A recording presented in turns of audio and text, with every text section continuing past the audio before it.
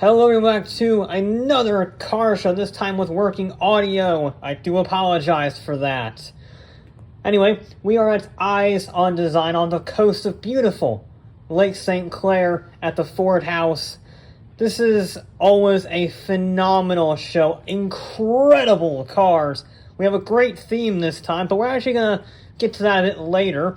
Focus on some more unusual cars from countries that didn't have many other vehicles, like Sweden with the Saab 900 Turbo. It even has the flag on it. It's very cool with the rally fog lights.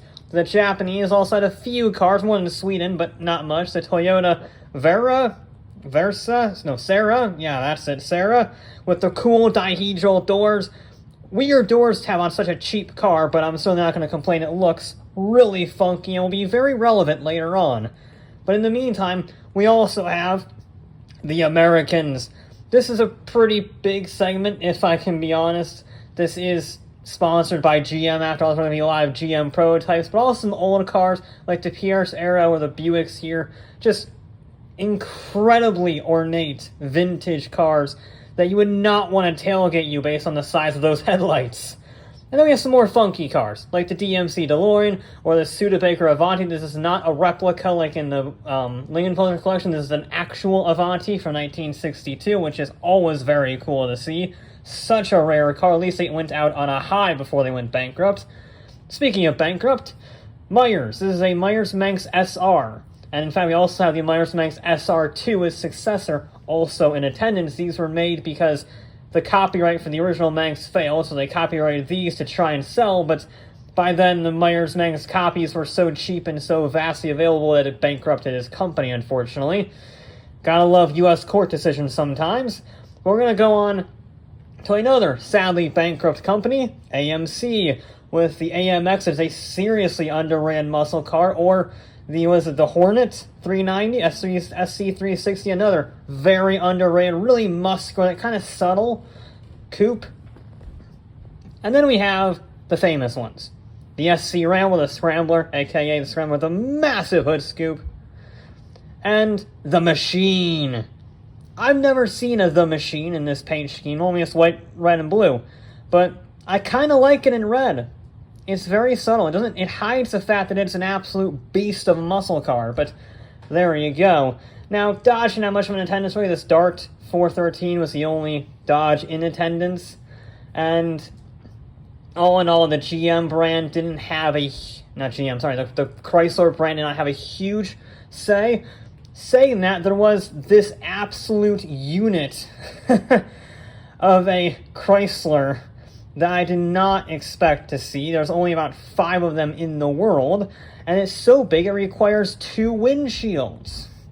So Newport Phaeton, pretty cool vehicle, especially if you hate your rear passengers. Now, Ford had a little bit. There was a Taurus Show, which is kind of underrated. I quite like they brought an original Taurus Show, or a 1 of 200 SVT Cobra R with the post-facelift SN95. Very cool vehicles, very underrated. We go to GM now with the Cadillac Celestiq, which is a funky-looking EV, but I kind of like it. It's interesting. It's very interesting.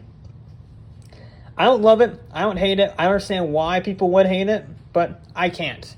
I certainly can't hate this Chevrolet Corvette race car, which looks absolutely phenomenal. It's one of the best looking Corvettes ever made by far.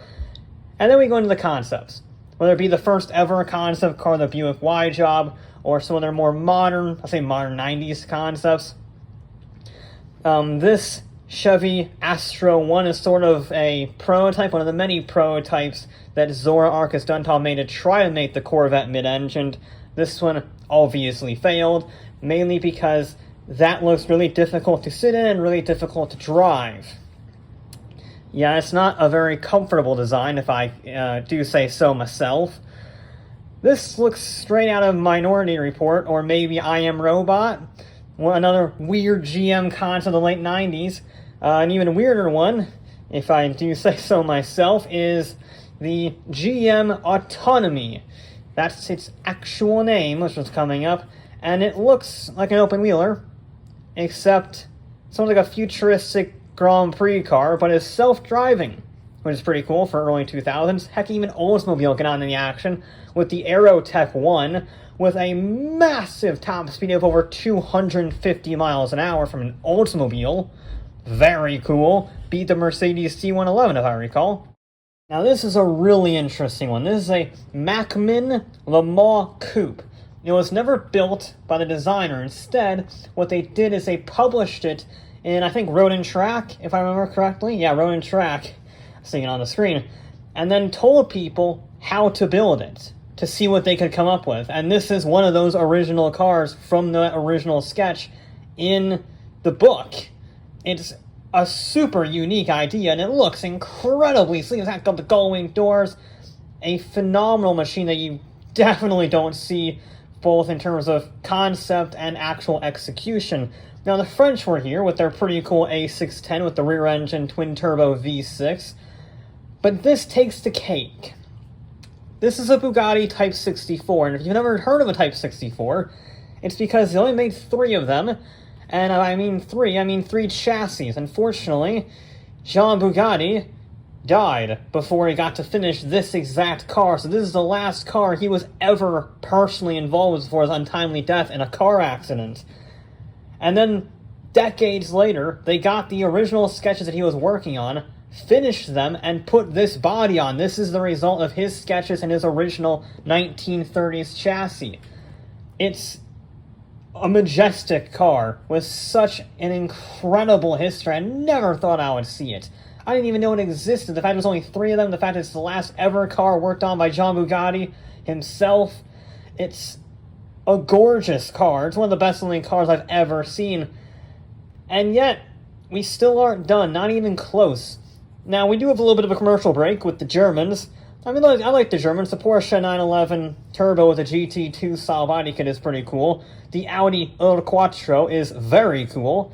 But compared to a Bugatti Type 64 prototype that was worked on by Jean Bugatti before his death, they don't really hold a candle, even the incredible V8 Coupe. But saying that, there is one vehicle that caught my eye for being completely unexpected. The Opel Calibra.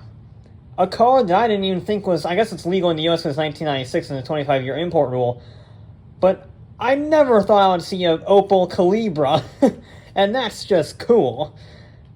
Granted, the BMW M1 is exponentially cooler. It's one of the best-looking BMWs ever made, and it is kind of funny that it was a race car homologation special that never really got to race as it was intended because it took too long to produce the bloody thing. But at least they didn't have a successor to it as a god-awful hybrid SUV that weighs 6,000 pounds, because BMW would never do that as a direct successor to the M1. So let's move on to the Italians, shall we? I'm starting off with a Lancia Scorpion. And with my first car, i.e. the least impressive car, is a Lancia, we're going to be eating good tonight. Eating very good Italian. Fiat was here in full force, with a whole bunch of roadsters, from the X19 styled by Bertone to the 124. All different colors, by the way. Very nice that they color coordinated them to be different, so there was easy distinction between them. So you got the 124 and even the 850, one of their original roadsters from the 1950s. It's super tiny. I mean, the Fiat X19 is not a big car, and it's about the same size. Very cool to see. It looks kind of like a first-generation Miata. You can see where they got some of the styling from. But we also have Lamborghini. Now again, I'm starting out with the Miura, because I've seen a few of them, so I'm not super impressed by it, even though it is an amazing car. The Lamborghini Huracan, how do you pronounce it? With the weird V8 in the middle, kind of hideous styling. I like seeing different cars, even if they're not actually that good, and that Lamborghini is a prime example.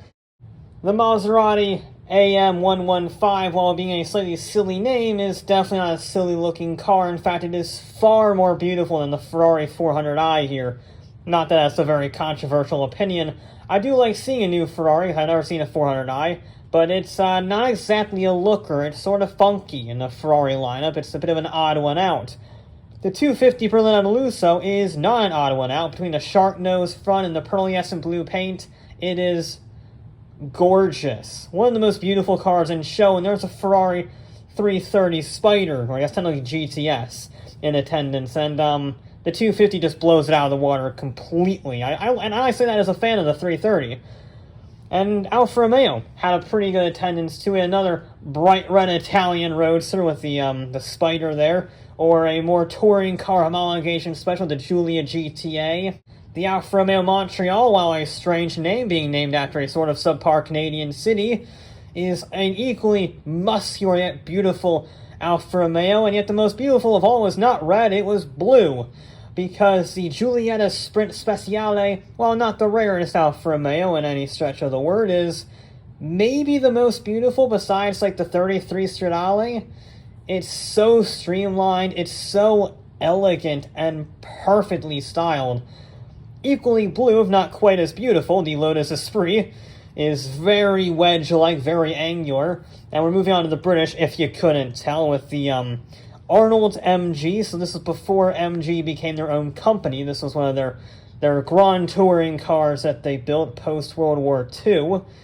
This, though, is an SS1 airline saloon, which doesn't seem like anything significant. It might be a rip-off of a Jaguar, except for the fact that Jaguar was built out of SS. So that car became the Jaguar brand. Very cool to see the origin point of the Jaguar team. Speaking of the Jaguar team, let's talk about Le Mans. Because an XK120 competition coupe with the beautiful hood belt was in attendance, and even more importantly, an actual 1955 24 hours of Le Mans competing Jaguar D-Type. One of the most beautiful cars I've ever seen. I love the fin. It looks so much better in person than it does in Forza. The game does not do it justice. Any game doesn't do it justice, for that matter. The fin is so cool. Sure, it didn't finish Le Mans in 1955. It was not involved in the disaster. Don't worry, it doesn't have blood on its hands. It's just a magnificent machine. A car I never thought I would see. Certainly not for a few years. And yet this is by far the best British car in show. Because not only is it a McLaren F1, a real McLaren F1, it's chassis number 001.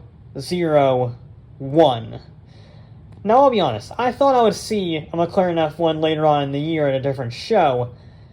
But when I saw this on the poster, I got excited. It doesn't do it justice seeing it in person. I've known about it for a few weeks leading up to it because it was on the poster. But seeing it in the flesh, I was still speechless because it's the greatest road car ever made, period. And fun fact, the Toyota Serra, is where Gordon Murray got his ideas for the dihedral doors on the McLaren F1. I told you it would come full circle. It's a masterpiece, whether it be the beautiful V12 engine in the middle, the carbon fiber construction, the gold plane, the incredible performance, or the fact that it won Le Mans on its first attempt. This is a $20-something million car, maybe even more because it's chassis number 001. I thought this would be my best car in show by far because, it's a McLaren F1, but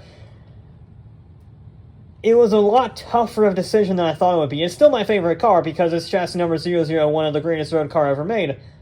But the Jaguar D-Type and the Bugatti Type 64 were welcome surprises that were genuinely in contention for best car in show. The Bugatti because it was the last car John ever worked on, and there's huge historic significance behind that. Or the Jaguar D-Type because it's an incredible Le Mans racer that actually competed at the 1955 running. But at the end of the day, the McLaren F1 is the GOAT. And I love the T50. I've heard it's actually better than the F1 in almost every way. But the F1 will still be the king.